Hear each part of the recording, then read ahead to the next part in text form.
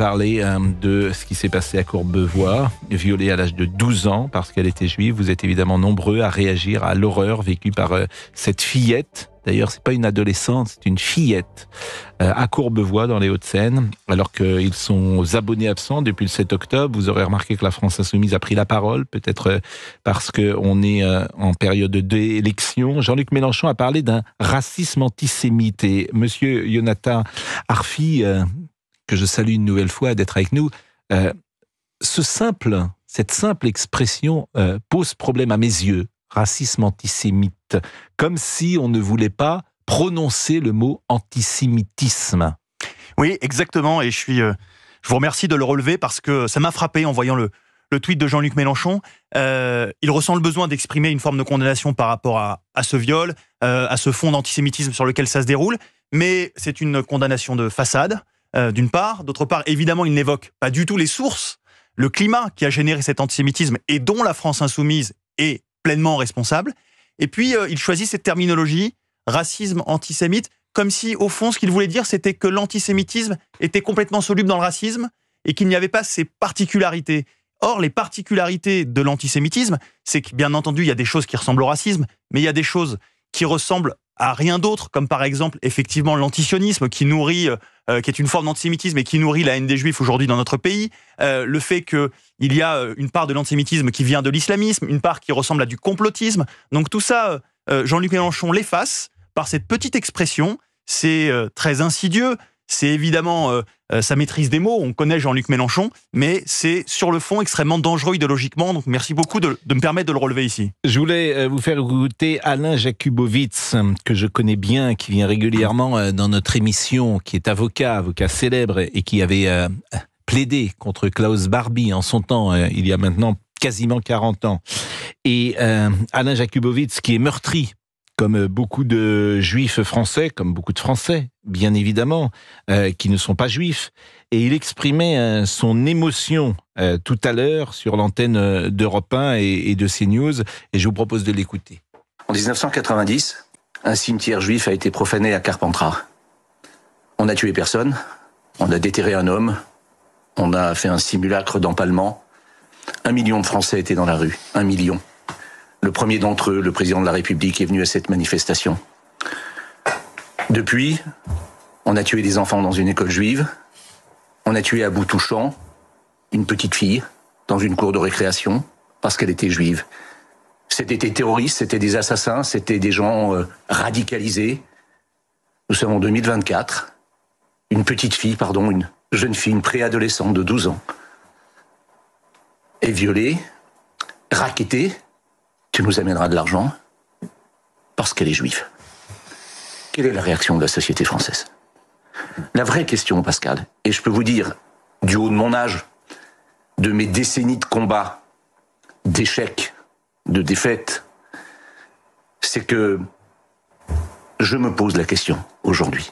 Et je suis pas le seul, Pascal. Y a-t-il un avenir pour les Juifs en France? Je veux dire que moi, je me pose cette question. Est-ce que l'avenir de mes enfants est là? C'est la vraie question. Est-ce qu'on veut que les Juifs quittent la France? Et monsieur Arfi, évidemment, cette question, je vous la pose. D'abord, j'entends l'émotion d'Alain Jakubowicz qui illustre parfaitement le sentiment très douloureux qui traverse aujourd'hui beaucoup de Français juifs et au-delà, tous ceux qui ont à cœur la lutte contre l'antisémitisme, parce qu'on a l'impression qu'au fond, la société française se serait résignée face à l'antisémitisme, considérerait qu'on n'est pas capable de garantir aux Juifs la capacité à vivre sereinement en France. Et très concrètement, beaucoup de Français juifs s'interrogent sur leur avenir. Certains pensent qu'ils n'auront pas d'avenir possible. C'est ce que nous dit Alain Jakubowicz sur le désarroi qu'est le sien. Je l'entends énormément autour de moi. Moi, ce qui me fait le plus de peine, ce sont des parents d'élèves qui m'appellent parce qu'ils ont des cas d'agression antisémite, parfois dans des classes de CE1, sur des enfants de 8 ans. Alors, évidemment, à cet âge-là, ça dit quelque chose non pas de l'enfant, mais surtout de l'environnement familial, des réseaux sociaux, des cercles amicaux.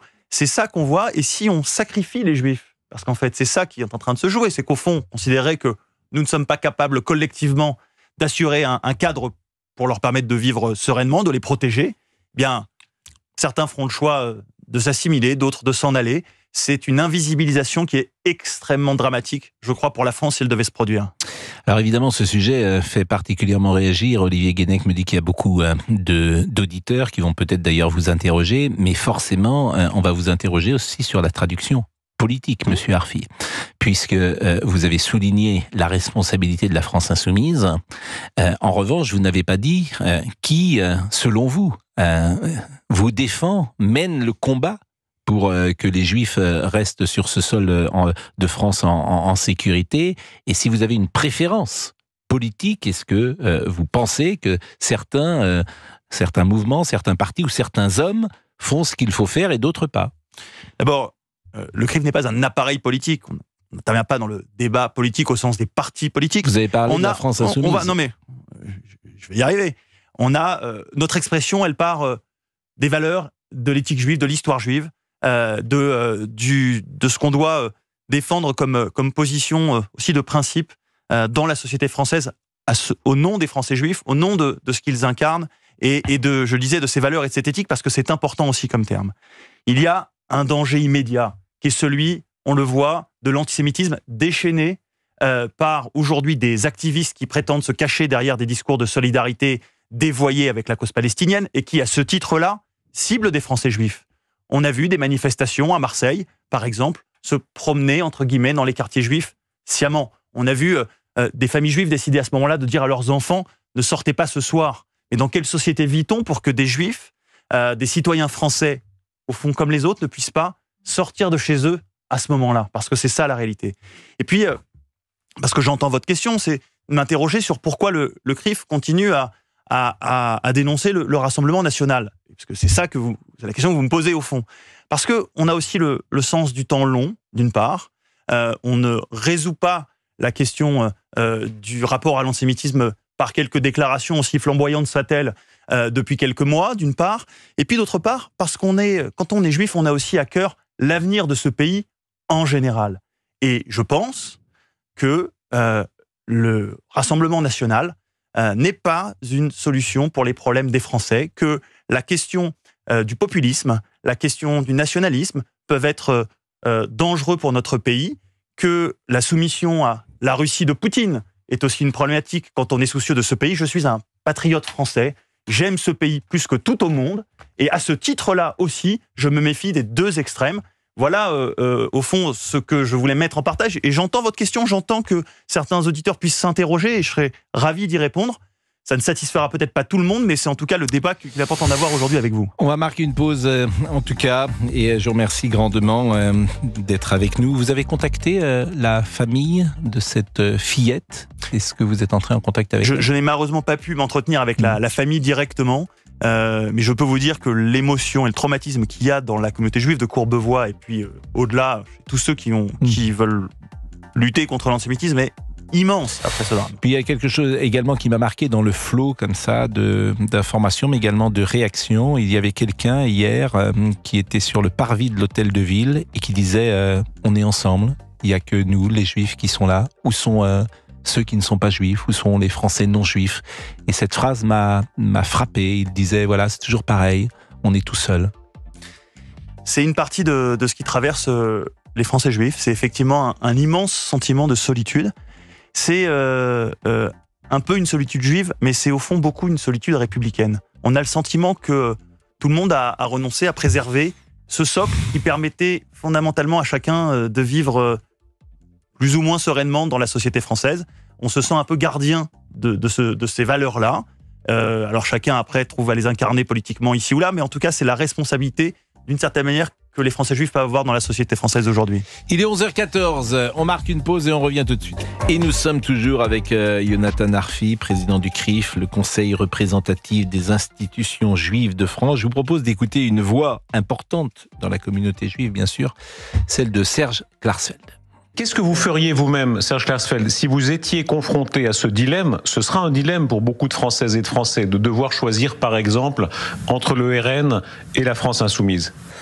Je n'aurais pas d'hésitation, je voterai pour le Rassemblement national, parce que ma vie, c'est l'axe de ma vie, c'est la défense de la mémoire juive, la défense des juifs persécutés, la défense d'Israël, et que je suis confronté à une extrême gauche qui est sous l'emprise de la France insoumise, avec des relents antisémites et un violent antisionisme.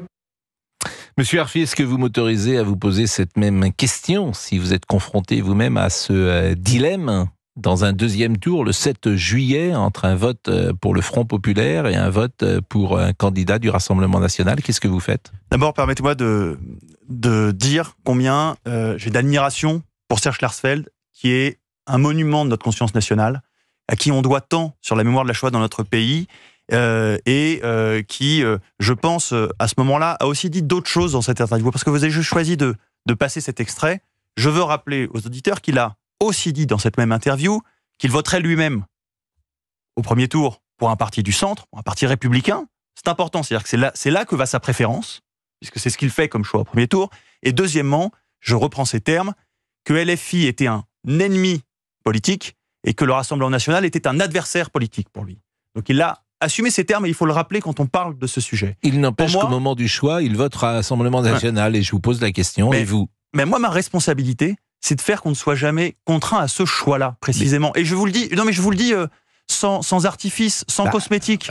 Monsieur Arfi, vous savez bien... Vous me réinviterez si jamais la configuration se pose. Monsieur Arfi, vous savez bien que c'est une manière de ne pas répondre à la question. Mais bien sûr que c'est une manière de ne pas répondre à cette question, parce que c'est une question... Et lui, il répond. Je pense que c'est une question essentielle. Je vous dis, c'est une question... Elle est essentielle, c'est une question piégée qui fait le jeu des deux extrêmes. Non, je ne dis pas que c'est votre volonté, je dis juste que c'est une question qui fondamentalement fait le jeu des deux extrêmes, à laquelle précisément je n'ai qu'une réponse, qui est de dire que nous avons la responsabilité collective de faire qu'il y ait un bloc républicain clair qui émerge pour empêcher une majorité RN ou une majorité LFI, avec tout ce qu'on sait comme danger que tout cela représente. Bon. Donc voilà, moi, le seul combat et la seule voix que je peux porter en ce moment, c'est ce combat-là qui m'anime. Je crois que c'est une responsabilité collective.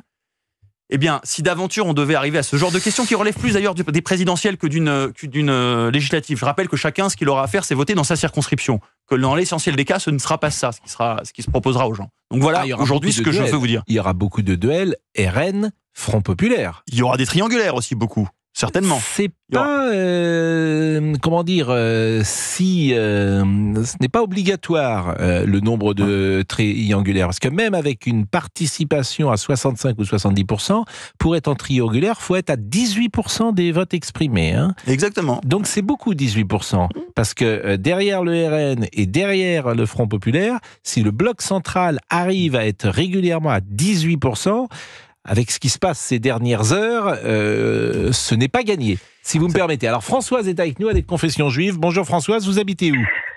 Bonjour Pascal, j'habite à Paris 15e. Paris 15e. Voilà. Est-ce que c'est indiscret de vous demander votre âge?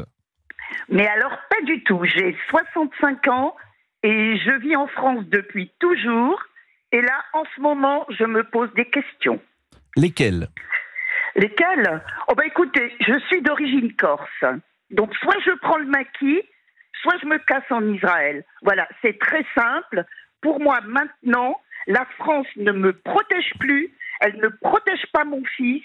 Elle ne protège plus ma famille. Donc, j'ai enlevé les mésouzotes. J'ai fait tout ce qu'il fallait. J'ai dit à mon fils, surtout, ne dis jamais, ne dis plus que tu es juif. Mais quel âge il a, votre fils? C'est pas un adolescent, j'imagine. C'est un adulte. Il a 33 ans, mon fils. Bon, et vous avez peut-être des petits-enfants également? Ah ben non, malheureusement, il aime trop les femmes et il les aime toutes. Enfin, c'est un autre problème. Bon, effectivement, voilà. C'est pas le lieu d'en parler ici.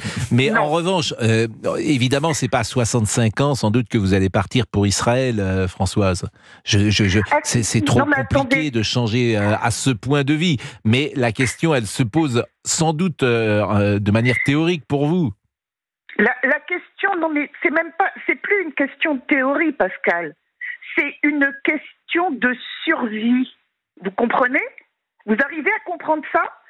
Que depuis le 7 octobre, il y a eu une telle multiplication des actes antisémites en France qu'on a été obligé en France, d'accord, d'enlever nos mésouzotes, d'enlever les kippas, d'enlever nos enfants de l'école publique.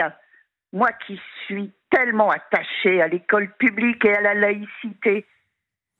On a été obligés, j'étais contente de m'appeler, vous savez, j'ai un nom corse.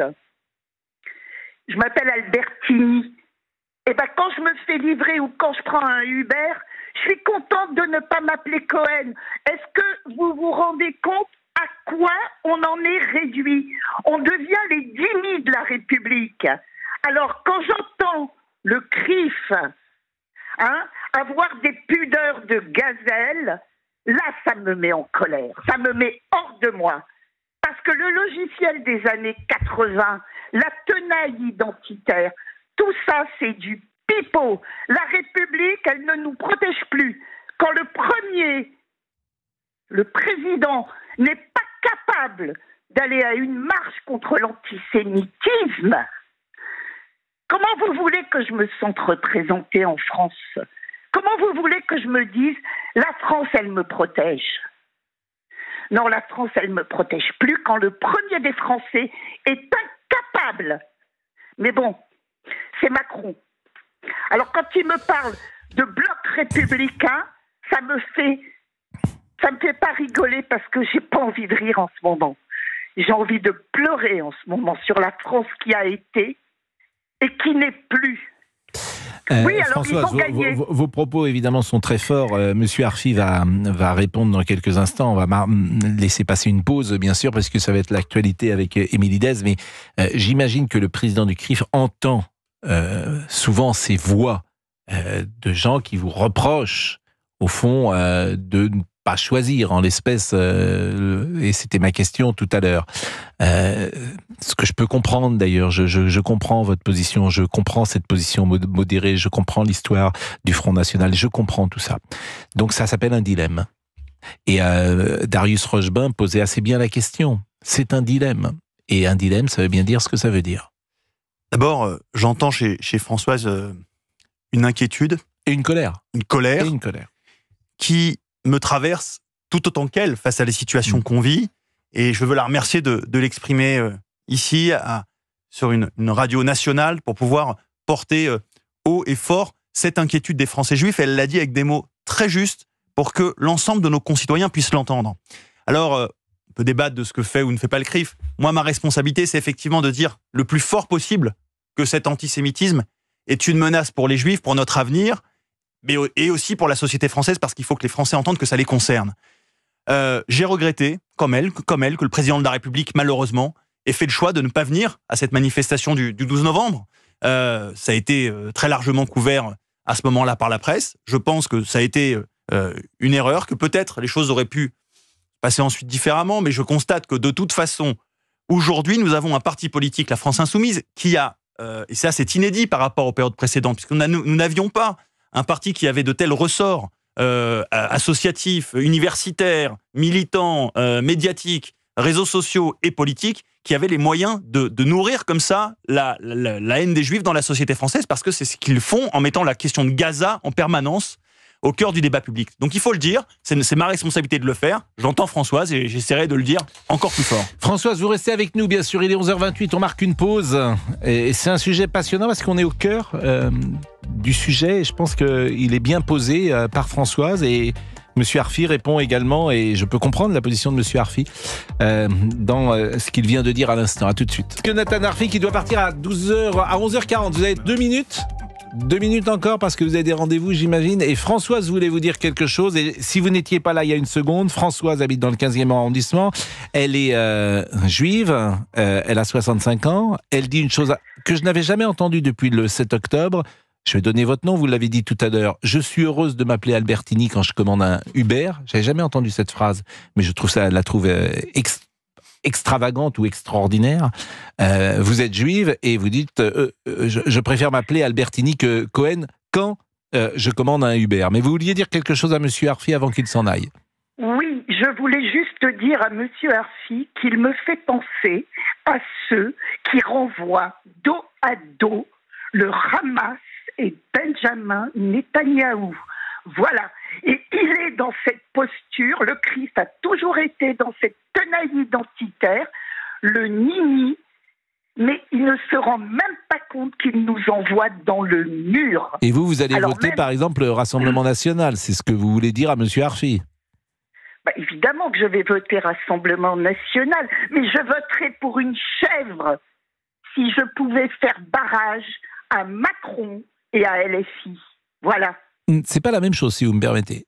C'est pas la même chose. C'est pas du tout moi, même je la me- même chose. je me Ça n'a comprends. même rien à voir. Non, Ça n'a même mais- rien à voir. Bon, en Je revanche, voterai je rebondis de sur votre toute phrase façon. que je trouve évidemment très sévère pour M. Arfeuil. Cette dame qui est juive vous dit vous nous envoyez dans le mur. Bon, d'abord, C'est une phrase forte, hein. c'est une phrase très forte. J'entends sa colère et je serais ravi d'avoir l'occasion de poursuivre un échange avec elle à un autre moment parce que c'est important d'entendre ce point de vue-là. Il n'empêche que nous menons parfois des combats sur plusieurs fronts. C'est l'histoire du peuple juif d'avoir à mener des combats au pluriel et on les mène avec toute l'énergie qu'il faut en étant clairvoyant sur chacun des fronts. Il n'y a pas de mise en équivalence. C'est pas la question, on cherche pas à hiérarchiser, on mène des combats. Et en l'occurrence, je vous parle ces derniers jours massivement de la question de l'antisémitisme portée par la France insoumise. Je ne pense pas être plus faible dans ce combat-là, quand par ailleurs je suis lucide sur les risques que représente le Rassemblement National, à la fois pour notre pays de manière générale et pour les Juifs. Mais fondamentalement, ce qui m'importe, c'est de combattre pour les Juifs du l'antisémitisme. Rassemblement National, hein, si vous me permettez. Il n'y a pas de risque pour les Juifs. Les Juifs sont des citoyens français, comme les autres. Il n'y aura pas de Juifs heureux dans un pays qui ne va pas bien. Et je pense que le Rassemblement National n'est pas bon pour la société française de manière générale.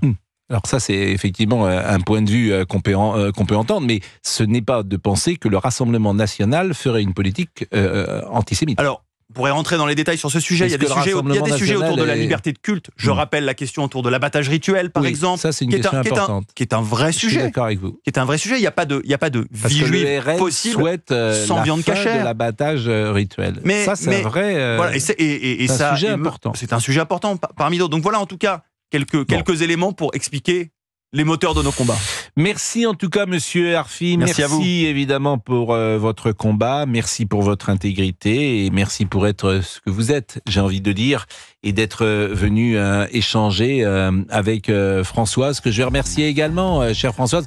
Je vois qu'il y a mon ami Olivier Benkemoun qui est en régie. D'ailleurs, Olivier peut venir dans ce studio parce que vous le connaissez, Olivier, et Olivier présente tous les soirs une émission sur CNews et puis il est également sur l'antenne d'Europe 1 régulièrement avec Thomas Hill pour parler de cinéma. Et bien sûr, depuis le 7 octobre, pour Olivier Benkemoun, la vie n'est plus exactement la même. Bien évidemment, parce que vous avez un jeune enfant qui a quel âge ? 10 ans. Il a 10 ans. Et comment vit-il précisément cette période ? Et que lui donnez-vous comme information ? Je réponds à toutes ces questions. Je réponds exactement à toutes ces questions lorsqu'il s'interroge. Et évidemment, je suis journaliste, je vis avec l'actualité. On parle d'actualité.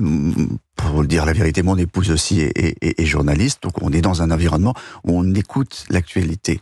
Parfois, il s'interroge. Parfois, il nous demande. L'histoire d'hier, il en a entendu parler. Comment expliquer à un enfant de 10 ans que des enfants qui ont à peine 2 ans de plus que lui ont violé, ont humilié, ont violenté, ont voulu brûler, ont reproduit des choses qui ont été faites par les terroristes du Hamas. Alors un jour, il est arrivé de l'école en disant « Est-ce que Israël, c'est les méchants ?» Qu'est-ce que vous répondez à ça ? Non, Israël, c'est pas les méchants. Au contraire, Israël, c'est peut-être ceux qui ont été les victimes. Les terroristes, c'est les Palestiniens du Hamas. Expliquer ça, c'est très important. Voilà. Mais il s'interroge, comme tous les enfants, parce qu'ensuite, ce qui ramène de l'école, c'est des choses entendues dans d'autres familles, etc.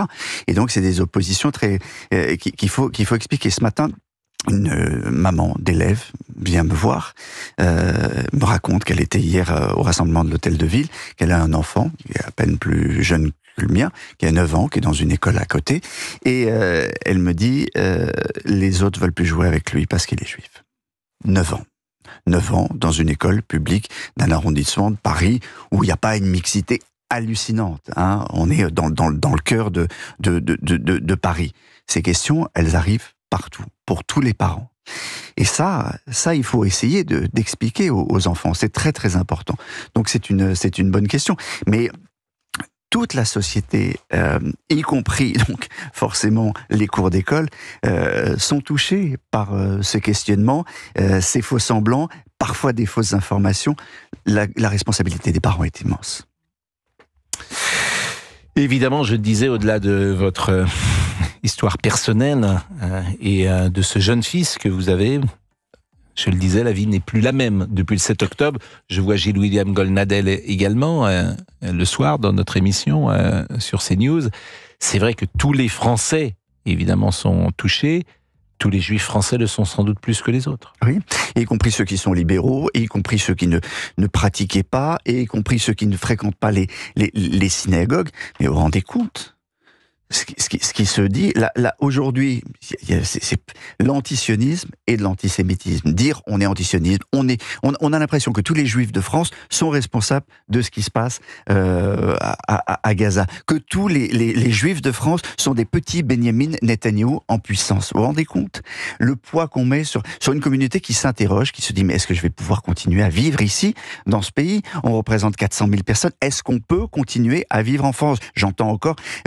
on vient me voir, on vient me parler. Je suis un personnage qui est un peu public, identifié. Et un papa vient me voir hier en me disant « Ma femme est grecque, on envisage d'aller en Grèce. » On ne sait pas ce qui peut se passer, on a peur, on a la trouille, on ne montre plus évidemment nos signes extérieurs. Même si on ne l'a jamais montré, on est craintif, on regarde derrière nous, on regarde partout, on a la trouille. Il est 11h42, je vous remercie Olivier Benkemoun, je vous remercie grandement, et vous savez l'affection que j'ai pour vous, que les téléspectateurs et les auditeurs ont également, et pour ce cinéma également que vous connaissez si bien. Je crois que Monte Cristo sort ces prochaines heures. Est-ce que vous l'avez vu ? Oui, j'ai vu Monte Cristo. Bon, est-ce que... Je n'ai pas été déçu. Non mais c'est vrai ou pas ? Parce que non, mais c'est vrai. Vous êtes toujours positif. Non, je ne suis pas toujours positif. Souvent. Il y a des films que j'aime pas. Mais Monte Cristo était écrit par Dumas pour être un grand spectacle, grand public. C'est un feuilleton. C'était écrit de la manière d'un feuilleton. Parfois, ça tire à la ligne. J'ai très envie de... Mais moi, je trouve que l'histoire n'a pas été dénaturée. Oui. L'esprit n'a pas été dénaturé. Et la machination qui est au cœur de ce film. Allons le voir au cinéma. On va aller le voir. Dites-moi, est-ce que vous savez quel est le cigare le plus vendu au monde ? Le cigare ? Oui. Non, dites-moi. C'est le cigare numéro 4, Monte Cristo. Ah, c'est vrai ? Bien sûr. Et pourquoi ?